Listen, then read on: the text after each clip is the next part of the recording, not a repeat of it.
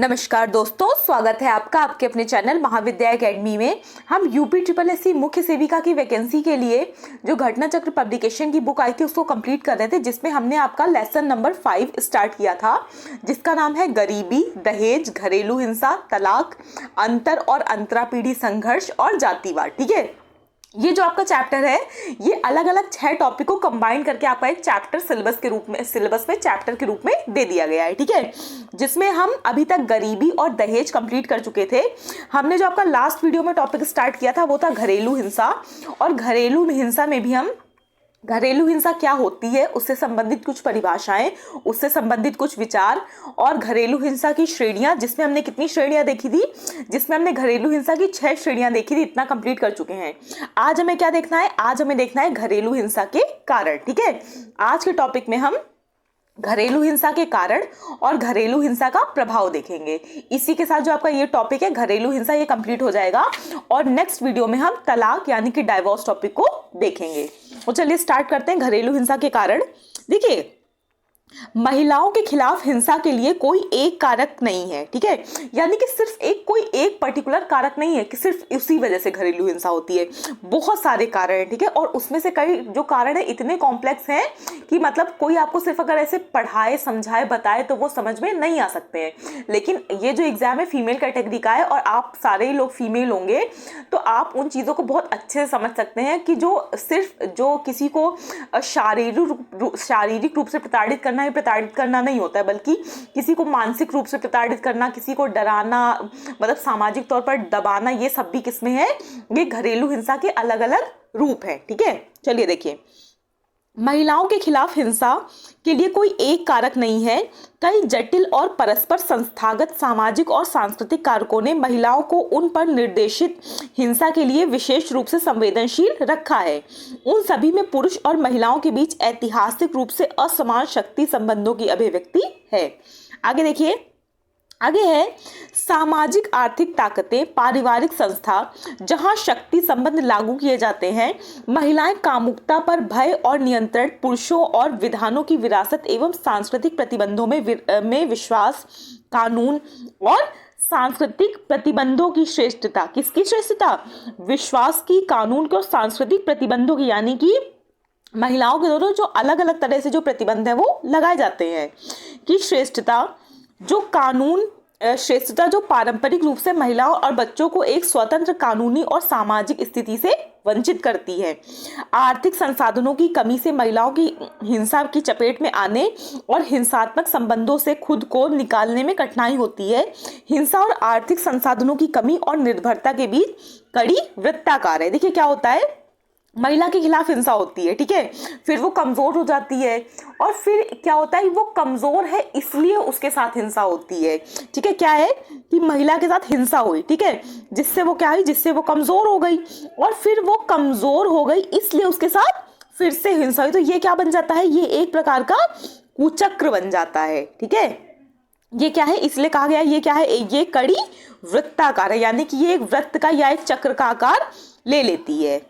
आगे देखिए, आगे है, एक ओर हिंसा का खतरा और भय महिलाओं को रोजगार की तलाश में रखता है या सबसे अच्छा उन्हें कम भुगतान घर आधारित शोषणकारी श्रम स्वीकार करने के लिए मजबूर करता है, और दूसरी ओर आर्थिक स्वतंत्रता के बिना महिलाओं को कोई शक्ति नहीं है कि एक अपमानजनक रिश्ते से बचें। एक तर्क का उल्टा भी कुछ देशों में सच है कि अर्थात महिलाओं की बढ़ती आर्थिक गतिविधि। देखिए, कोई भी इंसान अगर वो आर्थिक रूप से सक्षम नहीं है, वो आर्थिक रूप से सेल्फ डिपेंड नहीं है, तो वो क्या है, उसका स्थान हमेशा क्या किया जाएगा, द्वितीयक रहेगा। मतलब क्या रहेगा, हमेशा वो किसी अधिकारों से या वो जो मूलभूत चीजें होती उनके जो यूज करने की, मतलब उनको क्या करने के, उनको प्राप्त करने के जो कायदे होते हैं या उनको प्राप्त करने के जो तरीके होते हैं उनसे हमेशा क्या रहेगा, वंचित रहेगा। तो समाज में से बहुत सारी चीज़ें हैं, चाहे आप जो आपका कार्य करने की जगह है, ठीक है, चाहे आप ऑफिस देख लीजिए, कोई फैक्ट्री देख लीजिए, या कहीं भी देखिए जहाँ पर महिलाएं काम करती हैं, तो वहाँ पर उनके ऊपर भी बहुत सारी चीज़ें रहती हैं। ठीक है, उनको आगे बढ़ने से अनेक तरह से रोका जाता है। कभी कभी ऐसा किया जाता है कि महिलाओं को, जैसे जो पढ़ी लिखी महिलाएं नहीं हैं, उनको सिर्फ ऐसे काम करवाने के लिए दिए जाते हैं, ऐसे काम करने के लिए दिए जाते हैं जिससे क्या हो, जिनकी उनकी कोई आगे प्रगति ना हो पाए, जिससे वो कुछ सीख ना पाए, बस इसलिए वो काम करे ताकि उनका पेट भर जाए। ठीक है, और आगे क्या होता है, और कई बार आपने देखा होगा कि एक समान काम के लिए ही जो पुरुष और महिला हैं, दोनों को जो वेतन का भुगतान है वो अलग अलग किया जाता है। पुरुष को उसी काम के लिए ज्यादा वेतन मिलता है, जबकि महिला को उसी काम के लिए कम वेतन दिया जाता है। ठीक है, तो इस तरह की चीजें आपने देखी होंगी।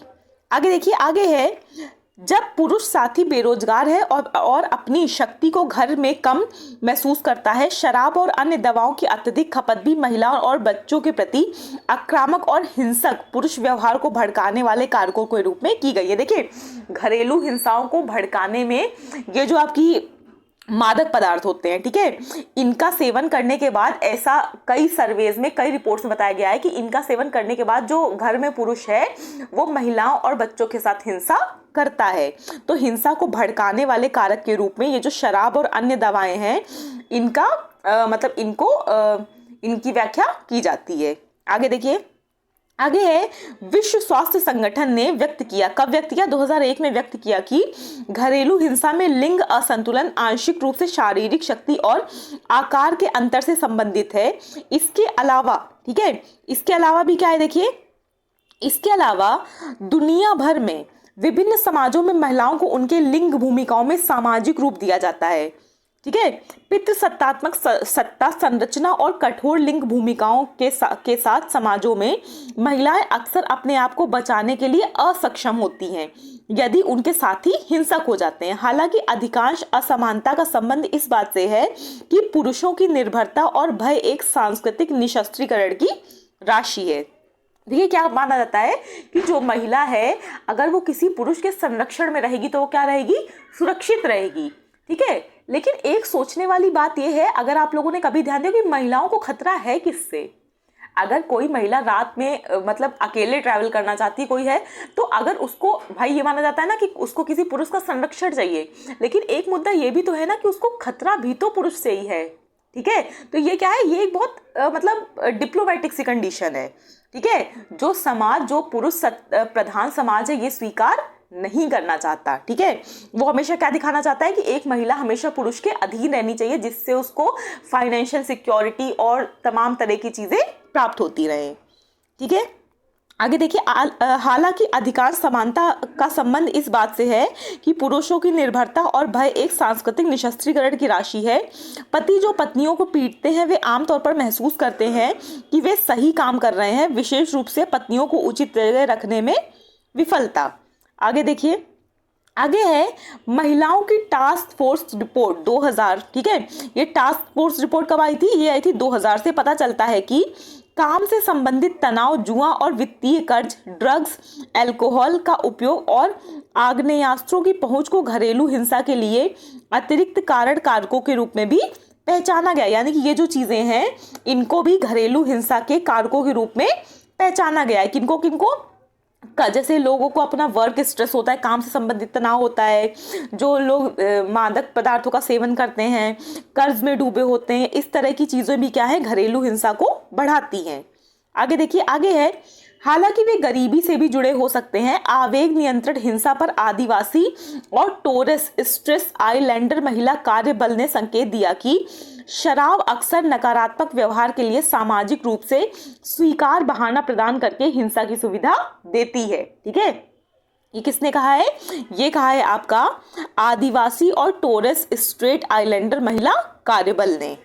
आगे देखिए, आगे है, जे बॉय ने कब, जे बॉय ने 1998 का जे बॉय ने 1998 में विचार दिया कि न केवल पत्नी की पिटाई गहराई से होती है, बल्कि लोग इसे सही भी ठहराते। एक तो देखिए, मतलब हिंसा तो किसी के साथ भी गलत है ना, मतलब एक तो वो हो भी रहा है और लोग उसको सामाजिक तौर पर सही भी कह रहे हैं कि हाँ सही है, कि उसी ने कोई गलती की होगी। ठीक है, इस प्रकार घरेलू हिंसा केवल एक व्यक्तिगत असामान्यता नहीं है, बल्कि यह परिवार और समाज के सामाजिक सांस्कृतिक मानदंडों में निहित है। ठीक है। क्या होता है, जो हमारा जो स्ट्रक्चर है उसमें ही ये चीज़ें फिक्स कर दी गई हैं कि हाँ भाई ये हो रहा है तो ये कुछ ऐसा ऐसा ऑड नहीं है, कुछ ऐसा गलत नहीं है, ये तो एक स्ट्रक्चर है, ये कोई एक नॉर्मल बात है, कॉमन बात है, कोई बात नहीं। ठीक है, इस तरह की चीज़ें आपको पता होंगी। ठीक है, बल्कि यह नहीं था। फिर एक और दृष्टिकोण से पता चलता है कि घरेलू हिंसा के शिकार कई लोगों ने या तो हमले के अपराधी का नाम लेने से इनकार कर दिया या अन्य कारणों से चोटों को जिम्मेदार ठहराया। देखिए बहुत बार क्या होता है, जो महिलाएं हैं जिनके खिलाफ घरेलू हिंसा हुई है वो खुद से भी बहुत बार मतलब कन्फेस करने से या स्वीकार करने से पीछे हट जाती हैं, क्योंकि उनको लगता है कि जिस इंसान ने उसके साथ हिंसा की है वो उनका कोई पारिवारिक सदस्य है, उनका पार्टनर है। ठीक है, तो बहुत बार ऐसा होता है कि जो घरेलू हिंसा के शिकार लोग हैं वो क्या होते हैं, जो अपराधी है उसका नाम लेने से बचते हैं। और बहुत बार क्या होता है, वो लोग ये कह देते हैं कि भाई वो कहीं से गिर पड़े थे या किसी भी तरह से हमको चोट लग गई थी, हमारे साथ कोई दुर्घटना हो गई थी, कोई एक्सीडेंट हो गया था। आगे देखिए, आगे है घरेलू हिंसा का प्रभाव।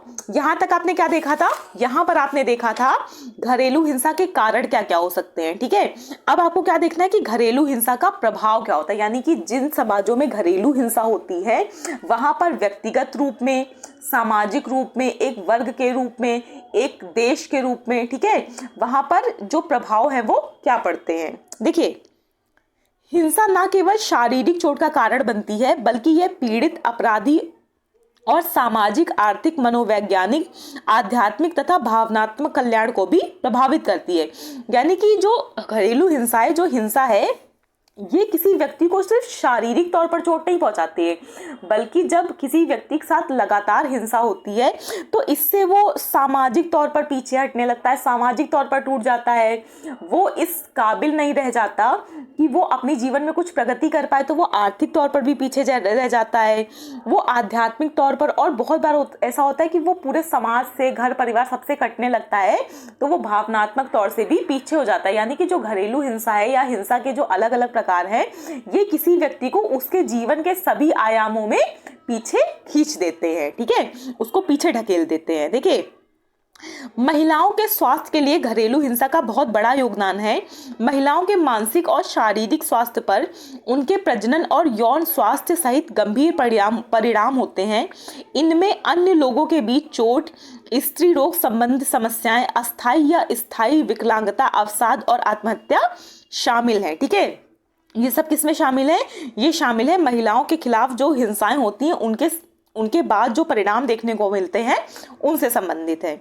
आगे देखिए, आगे है national centre for adultery abuse 2005 के अनुसार, किसके अनुसार, नेशनल सेंटर फॉर एडलरी अब्यूज 2005 के अनुसार, सॉरी एल्डरली है ये, ठीक है, क्या है ये है एल्डरली, एल्डरली, ठीक है, एल्डरली है।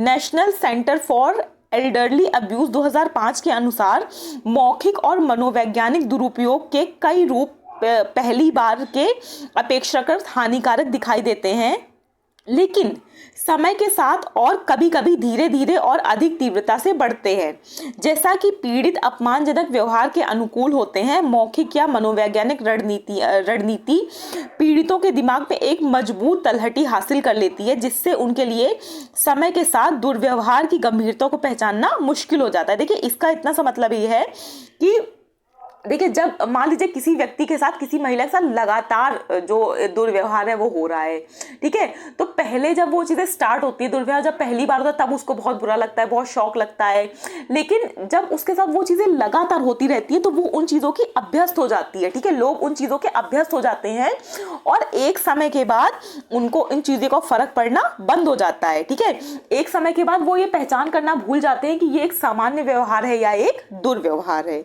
ठीक है, और वो उस अपमान को झेलने के, उस तनाव को झेलने के, उस पीड़ा को झेलने के अभ्यस्त हो जाते हैं।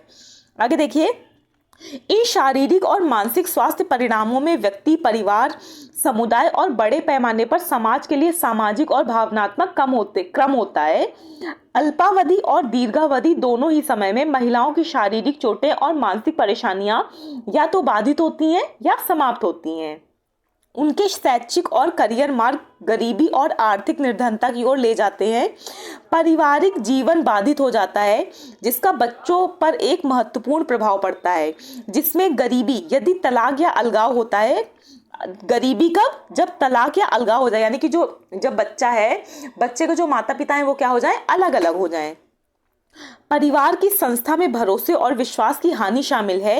ये अनुक्रम न केवल व्यक्तियों और समुदायों के जीवन की गुणवत्ता को प्रभावित करते हैं, बल्कि सामाजिक व्यवस्था और सामंजस्य पर भी दीर्घकालिक प्रभाव डालते हैं। देखिए, जिस घर में लगातार जो हस्बैंड वाइफ है उनके बीच में क्या चल रहा है? तनाव चल रहा है, मतलब इस तरह की चीजें चल रही हैं, वहां पर जो बच्चा है, ठीक है, उस पर प्रभाव पड़ता है, उस पर नेगेटिव प्रभाव पड़ता है। और धीरे धीरे जो समाज में जो परिवार का स्ट्रक्चर है ये धीरे धीरे बिगड़ता जाता है, और आगे चलकर इसके जो दूरगामी परिणाम है ये बहुत ही क्या होते हैं? बहुत ही प्रतिकूल होते हैं, बहुत ही नुकसानदायक होते हैं आगे। जिससे क्या होता है? पूरा जो सोसाइटी है उसका स्ट्रक्चर बदलता है, बिगड़ता है उसका स्ट्रक्चर। आगे देखिए, आगे है, घरेलू हिंसा के शारीरिक स्वास्थ्य परिणाम अक्सर अस्पष्ट होते हैं, अप्रत्यक्ष होते हैं और दीर्घकालिक रूप से उभरते हैं।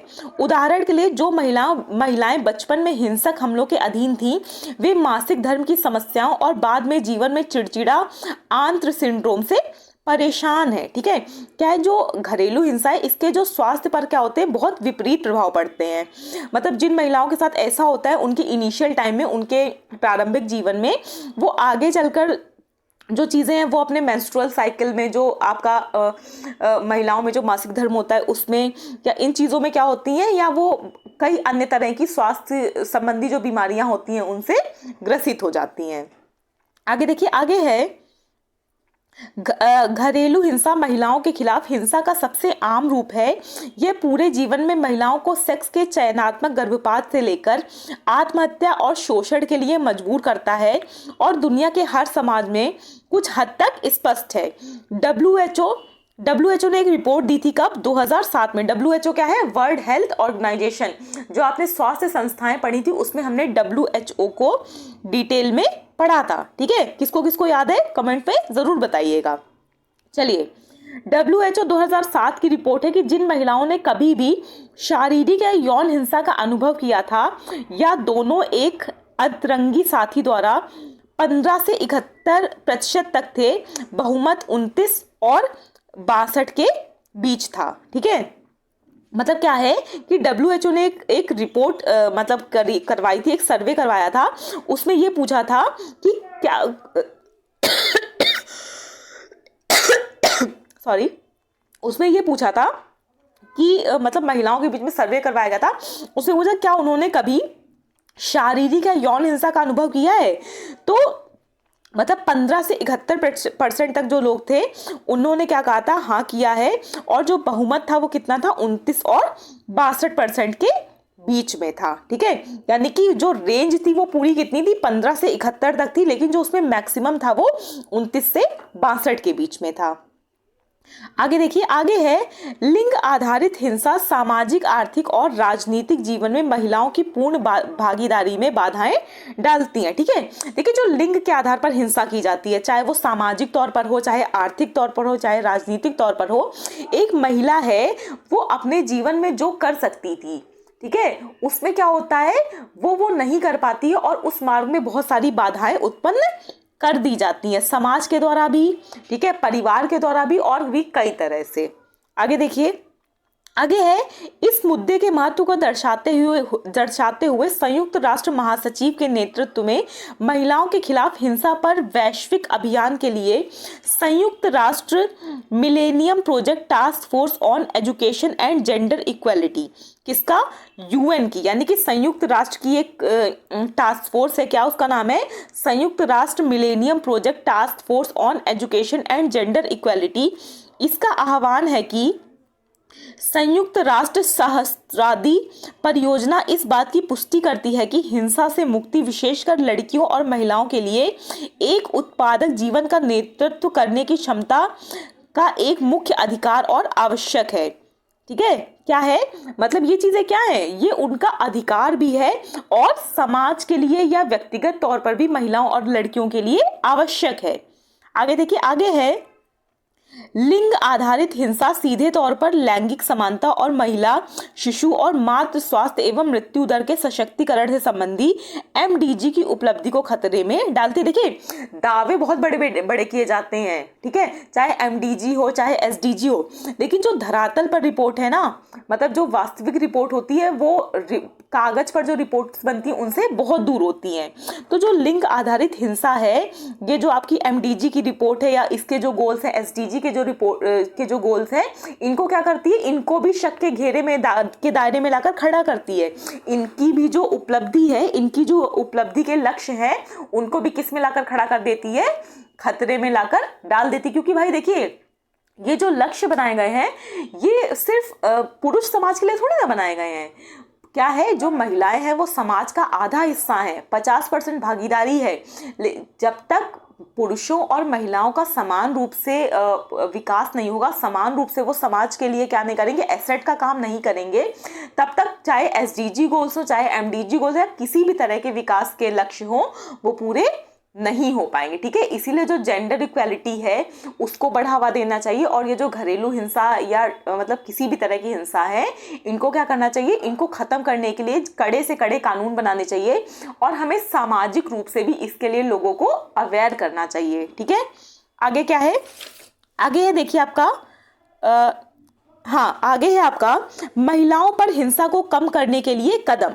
ठीक है, महिलाओं पर जो हिंसा है उनको कम करने के लिए क्या कदम उठाए जा सकते हैं या उठाए गए हैं। पहला है महिलाओं के प्रति पुरुषों का रवैया। जो पुरुष समाज है, ठीक है, जो पुरुष समाज है उसको ये समझाना पड़ेगा, उसको इस चीज़ों के लिए सचेत करना पड़ेगा कि आपका जो किसी महिला के प्रति रवैया है उसको क्या करना चाहिए, आपको चेंज करना चाहिए। महिलाओं के प्रति एक सम्मानजनक नजरिया रखना चाहिए। आगे है पुरुषों के प्रति महिलाओं का रवैया।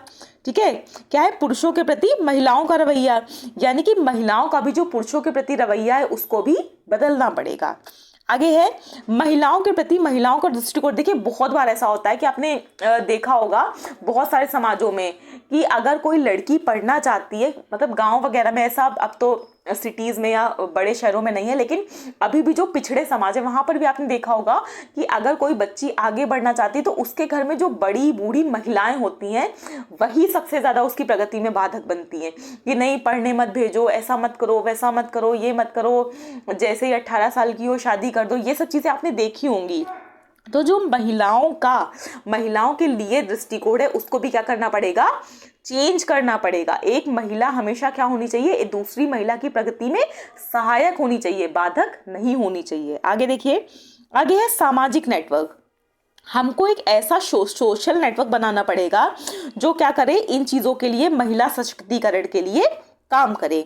आगे है पारिवारिक जीवन की गुणवत्ता। हमें जो फैमिली जो लाइफ होती है ना उसकी क्वालिटी पर ध्यान देना। ये नहीं कि सिर्फ, मतलब फैमिली का क्या मतलब है कि सिर्फ घर है, बना रहे हैं, खा रहे हैं, सो जा रहे हैं, ठीक है, या ज़रूरत पूरी हो जा रही, बल्कि जो परिवार है उसका माहौल ऐसा गुणवत्तापूर्ण होना चाहिए जो क्या हो, व्यक्ति का जो चहुमुखी विकास है उसमें योगदान कर सके। देखिए, फैमिली बहुत इंपॉर्टेंट होती है। आपकी फैमिली का जैसा माहौल होगा आगे चलकर आपके पूरे जीवन पर उसका प्रभाव रहता है। इसलिए जो पारिवारिक जीवन की गुणवत्ता है इसमें भी सुधार करने की ज़रूरत है। ठीक है, तो इसी के साथ जो आपका टॉपिक था घरेलू हिंसा, ये कंप्लीट हो गया है। आगे जो हम नेक्स्ट वीडियो आएगा उसमें हम तलाक यानी कि डाइवोर्स को देखेंगे। ठीक है, वीडियो को कंप्लीट देखिए और जहां जहां आपको ज़रूरत लगती है शॉर्ट नोट्स बनाने की, शॉर्ट नोट्स ज़रूर बनाते जाइए। वीडियो को कंप्लीट देखिएगा। वीडियो देखने के लिए thank you so much. Please like, share और सब्सक्राइब करना मत भूलिएगा। Thank you.